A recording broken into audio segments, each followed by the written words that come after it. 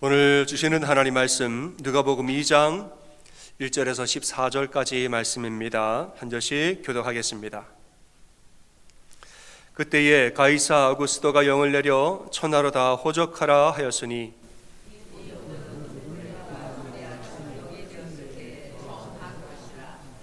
모든 사람이 호적하러 각각 고향으로 돌아가매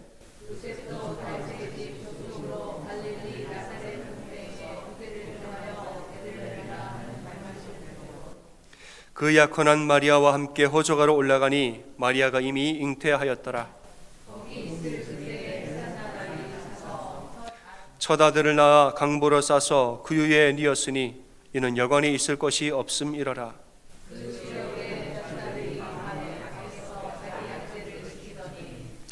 주의 사자가 곁에 서고 주의 영광이 그들을 두루 비추매 크게 무서워하는지라.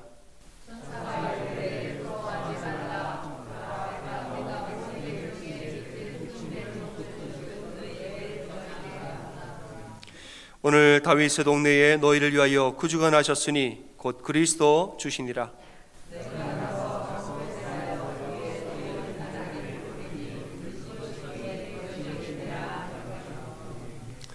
호련히 수많은 천군이 그 천사들과 함께 하나님을 찬송하여 이르되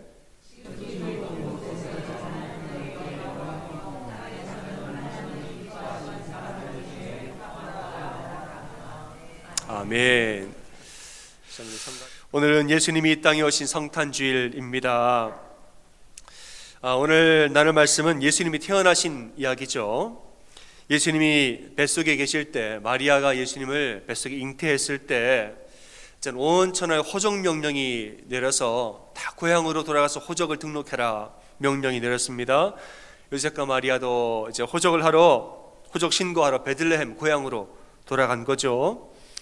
호적 신고를 하는 동안에 거기서 그냥 아기가 나와버렸습니다. 뱃속에 있는 아기가 밖으로 나와버려서 강보에 싸서 구유에 뉘었으니 이는 여관에 있을 것이 없음이러라 이렇게 말했습니다.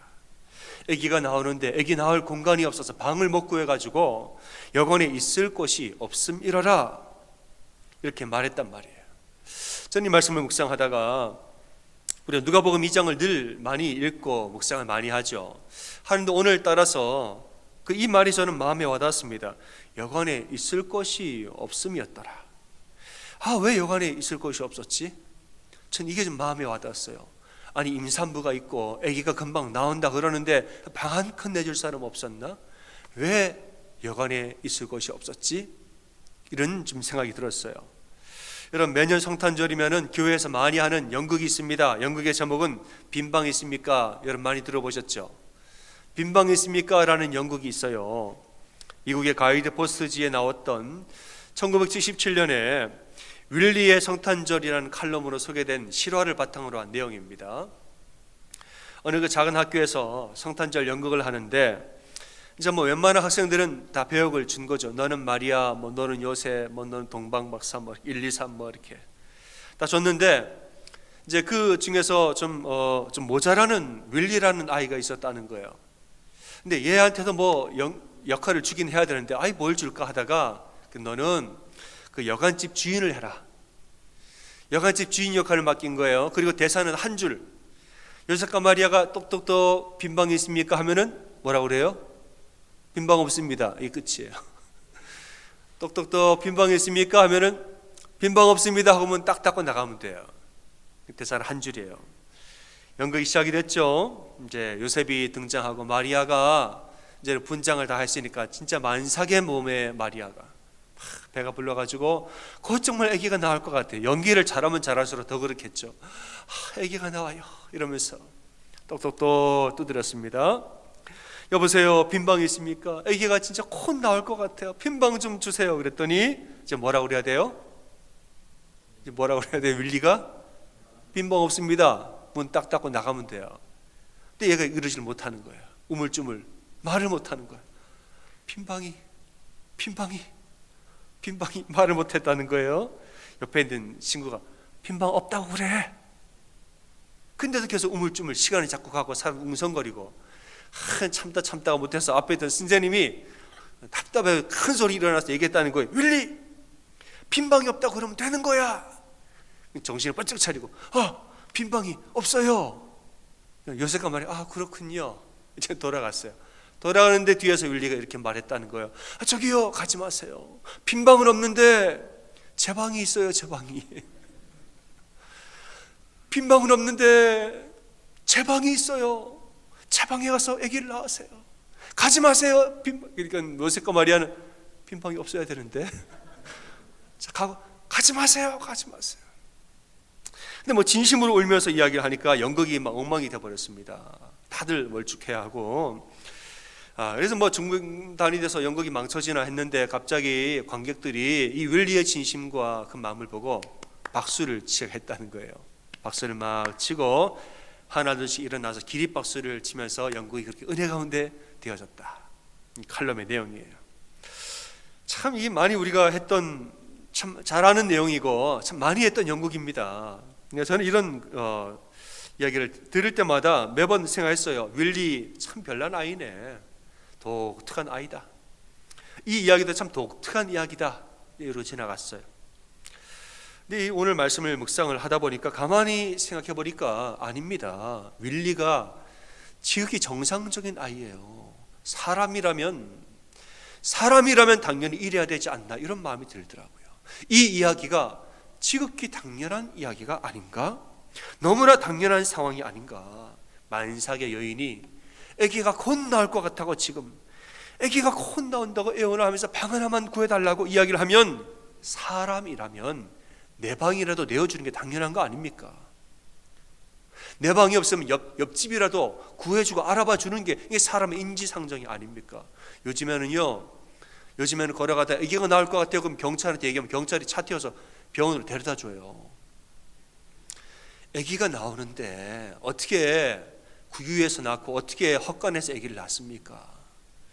이런 걸 생각하면은 내 방에서 아기를 낳으시라고 말하는 윌리가 지극히 당연한 이야기고, 오히려 빈방 없다고 매몰차게 문 꽝 닫고 돌아서는 이러한 것이 오히려 이상한 일이 아닌가 생각이 됐습니다. 더군다나 베들레헴이 어딘가? 베들레헴은 요셉의 고향이란 말이죠. 고향 돌아온 사람에게, 고향인데 인연이 닿는 사람이 정말 아무도 없었다는 말이, 친척도 없어요, 사돈의 팔촌도 없는가? 그런 마음이 드는 거예요. 고향을 찾아온 사람에게 방 한 칸 안 내어주고 헛간에서 아기를 낳게 했다면 베들레헴이라는 도시는 정말 무정한 도시입니다.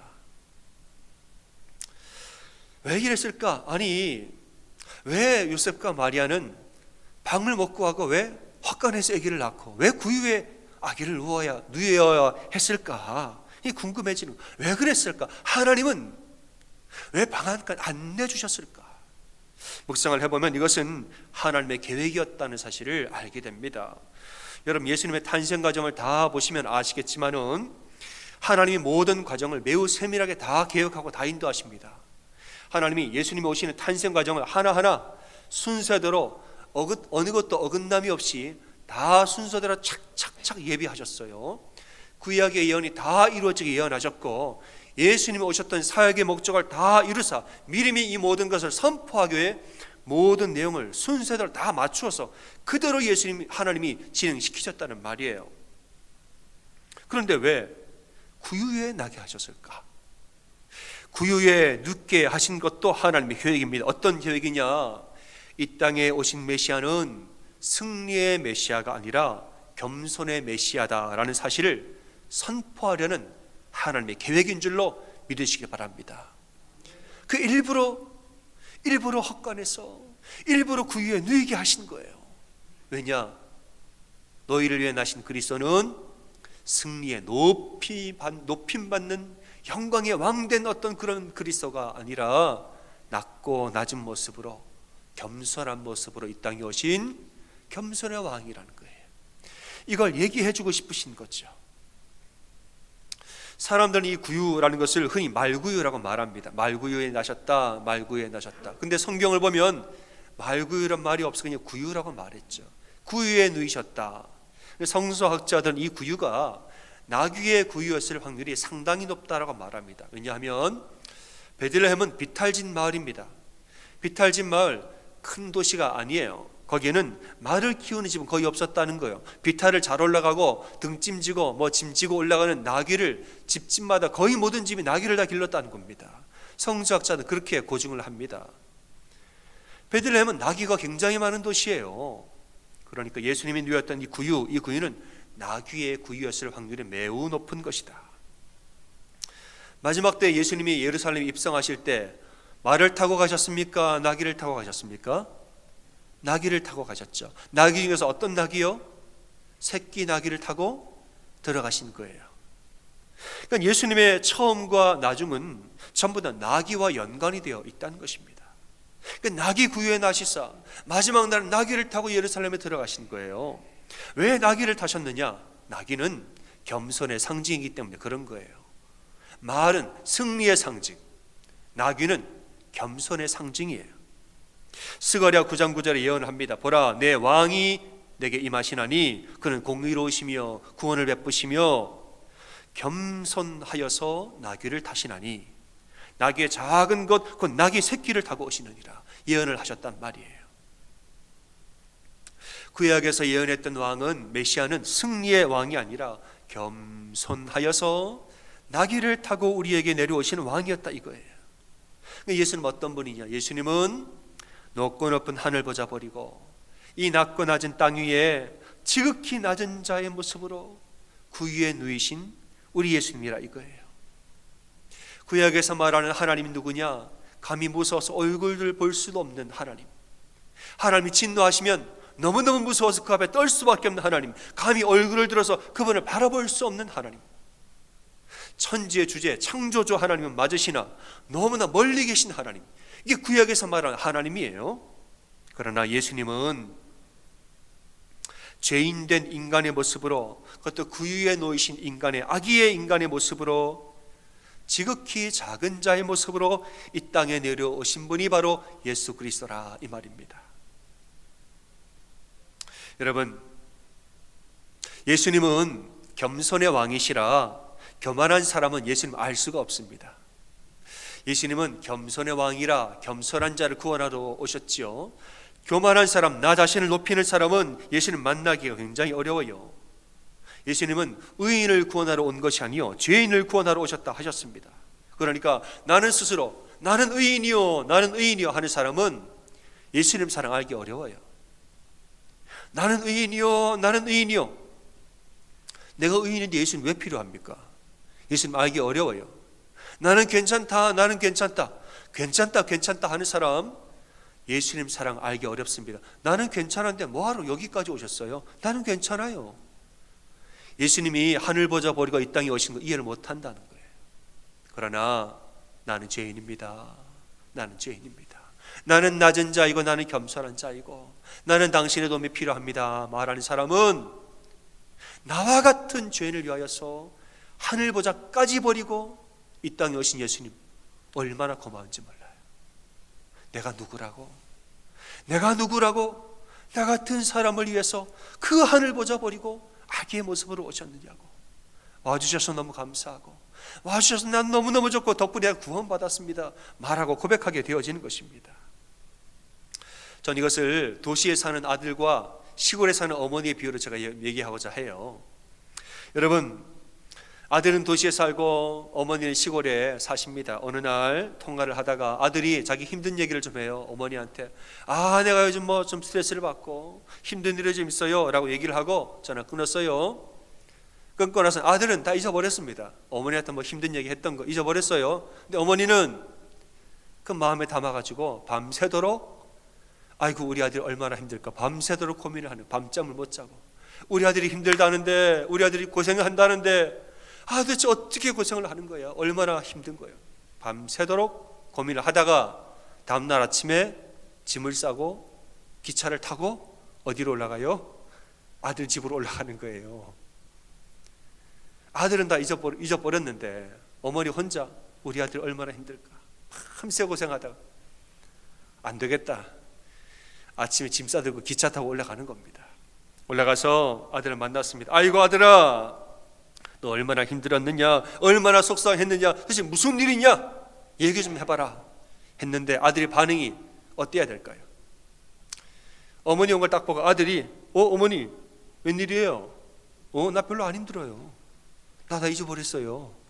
나는 괜찮아요. 나는 괜찮아요. 뭐하러 여기까지 왔어요? 하여튼 우리 어머니 극성이야 정말. 빨리 돌아가세요 어머니. 이러면 좋으시겠어요? 안 좋으시겠어요? 표적으로 얘기할 것 같은데 마스크를 써가지고 표정이 잘 안 보여요.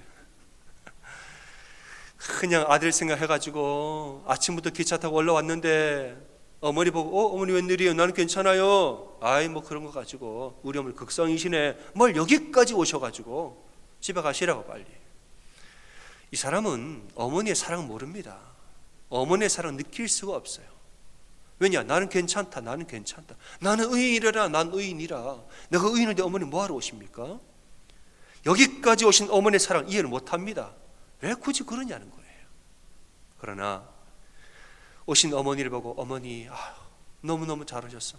내가 너무 힘들었는데 어머니 오니까 내가 위로가 된다고. 어머니 고마워요. 고마워요. 말하는 사람.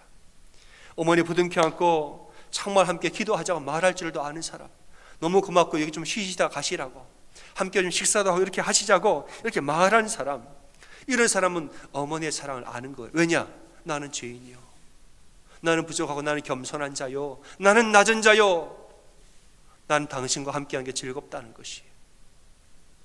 이 마음이 있으니까 그 아침부터 여기까지 올라온 어머니의 마음을 이해를 하는 거예요. 여러분, 예수님은 낮은 자를 위하여서 낮은 모습으로 오셨습니다. 겸손한 자를 위하여서 겸손한 모습으로 오신 거예요. 스스로 높은 자, 스스로 강하다, 나는 괜찮다, 나는 높다 말하는 사람은 하늘 보자 버리고 이 땅에 오신 하나님을 뭐 그렇게까지 하시느냐고 이해를 못합니다.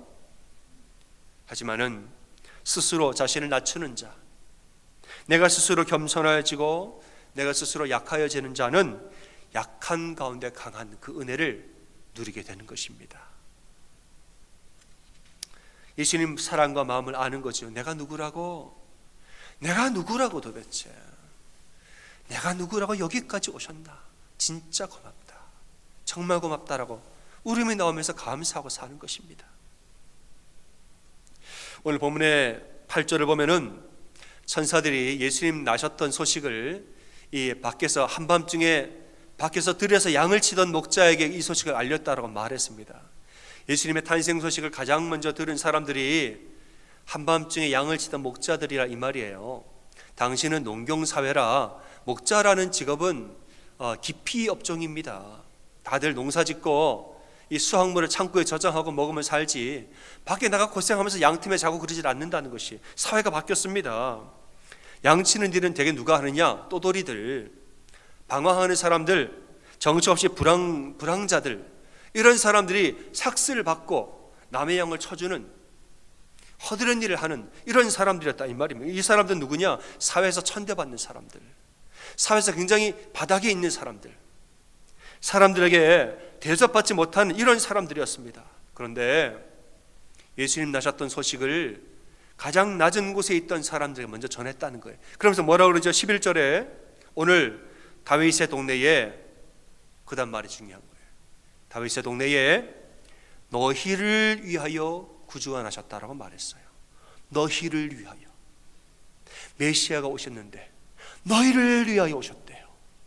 구원자가 오셨는데 너희를 위하여 오셨대. 내가 누군데? 나는 목자인데, 난 불황자요, 떠돌인데, 사회에서 취급받지 못하고 약한 자고 낮은 자인데 내가 누구라고?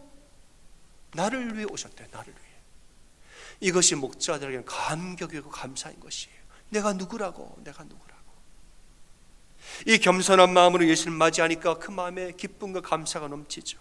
11절에 말합니다. 14절에 말해요. 땅에서는 하나님 기뻐하시는 사람들 중에 평화로다 이랬어요. 목자들이 이 소식을 들으니까 나는 생전에 누가 나를 위해서 뭘 했다는 소식을 들어본 적이 없는데 나를 위해서 오셨대요. 구주가. 너무 기쁘니까 그 사람들 마음속에 평화가 넘쳤더라. 감사했던 것이에요. 여러분, 오늘은 예수님의 탄생 소식을 전하는 성탄 주일입니다. 예수님이 우리를 위하여서 이 땅에 오신 날입니다. 아멘이십니까? 예수님 우리를 위해서 이 땅에 오셨다. 이 소식이 나는 의인이요 하는 사람한테 감흥이 없습니다. 나는 의인이요, 괜찮은데 뭐하러 오셨어요? 감흥이 없어요. 그러나 나는 죄인이요, 나는 겸손한 자요, 나는 낮아지는 자요, 자기를 비우고 겸손하게 주님의 사랑을 의지하는 사람에게는 너무나 기쁜 소식이 되는 줄로 믿으시기 바랍니다. 여러분, 예수님은 겸손한 자를 구원하려 겸손하게 오셨어요. 예수님의 겸손하심을 따라서 함께 겸손해지는 여러분 되시길 바라요. 사람들을 대할 때도 내가 당신보다 나아요 그러지 마시고, 당신은 나보다 위에 있습니다, 나도 죄인이고 나도 낮은 자입니다, 겸손해질 줄 아는 자, 이런 사람이 예수님의 탄생을 기뻐하고 감사하는 것이에요. 여러분, 우리가 주님의 오심을 기억할 때 하나님 앞에서 높아지지 말고 사람들 앞에서도 높아지지 말고, 하나님과 사람들 앞에서 나는 괜찮아요, 하나님 없어도 괜찮아요, 나 혼자 살 테니까 가세요, 빨리 가세요, 이렇게 말하는 자가 아니라, 주님 나와 함께 하소서, 나는 주님 없으면 아무것도 아닙니다, 나에게 오소서, 속히 오소서, 내가 주님을 예배하고 주님께 기도합니다, 주님 나를 도와주시고 나와 함께하여 주소서. 겸손하게 기도함으로 예수님의 사랑을 다 누리는 여러분 되시기를 주님의 이름으로 축원합니다. 아멘. 시간에 옆에 분들에게 그렇게 격려하겠습니다. 두 마디를 나누는데요, 옆에 분들을 바라보고 이렇게 말하는 거예요. 예수님이 바로 당신을 위해서 오셨습니다. 이렇게 인사하겠습니다. 시작. 예수님이 바로 당신을 위해서 오셨습니다. 아멘이십니까? 두 번째, 예수님이 바로 나를 위해서 오셨습니다. 시작. 예수님이 바로 나를 위해서 오셨습니다. 제가 덧붙입니다. 내가 누구라고. 저 혼자 덧붙인 거예요. 내가 누구라고 나를 위해서 오셨냐는 거예요. 감사하잖아요. 그 사랑을 감사하고 주님 나와 함께 하소서 기도하는 여러분 되시기를 주님의 이름으로 축원합니다. 아멘.